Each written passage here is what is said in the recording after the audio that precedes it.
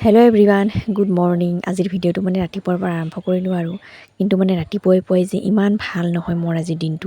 চাওকচোন, মানে ৰাস্তাতে মানে 500 টকা এটা পৰি আছে। মানে মই মানে দেখা পাই ইমান যে ফূৰ্তি লাগিছে নহয়। ৱাও, ইমান ৰাতিপুৱাই যদি এনেকুৱা এটা দেখা পাওঁ দৃশ্য, কেনেকুৱা লাগিব আপোনালোকে। আৰু যিহেতু মানে পূজাৰ ছিজন চলি আছে, ৰাজ পূজা মানে চলি আছে আৰু কিন্তু মানে দুখৰ কথাটো মোৰ ইমান ভাল দিন হ'ব সেইটো মানে নকলি পইচা আছিল। আমাৰ যে সৰু ভণ্টিজনী আছে, তাই মানে ৰাস্তাতে পেলাই থৈছিল মোক ঠগিবৰ কাৰণে।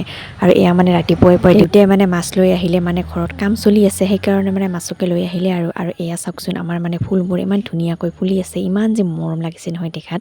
কিন্তু মানে দুদিনমান পিছতে আৰু মৰহি যায়, কি ক'ম আৰু। এয়া হৈছে প্ৰকৃতিৰ নিয়ম, ফুলিব আৰু মৰহিও যাব। মই মানে ৰাতিপুৱাই মানে শুই উঠিয়ে মানে ফুলকেইটাকে মানে চাবলৈ আহোঁ, মানে মনত কিবা এটা ভাল লাগে আৰু ফুলবোৰ এনেকৈ ফুলি থকা দেখিলে।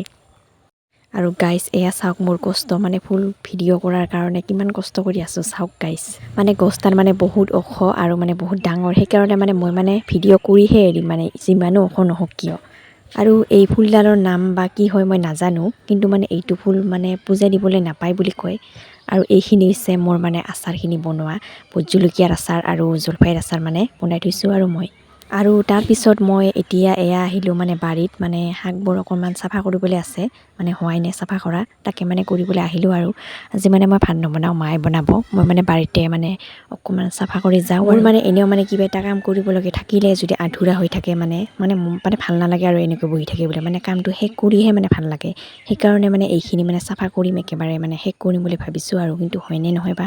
আমাৰ মানে বাৰীখনত কিবা এটা মানে ৰুলে, শাক পাচলি ৰুলে মানে বহুত মানে বন গজে, মানে বহুত জংঘল নিচিনা, মানে সেইকাৰণে মানে উঘালি থাকিব লাগে। তাৰপিছত আমাৰ ওচৰৰে বহুতৰ ঘৰলৈ মানে আহিলোঁ ঠেমচি শাক নিবলৈ। আপোনালোকে বাৰু কি বুলি কয় এইটো? মানে আমি ঠেমচি বুলি কওঁ, ঠেমচি শাক বুলি কওঁ, মানে মাছেৰে বনাব আৰু আজি সেইকাৰণে নিবলৈ আহিলোঁ।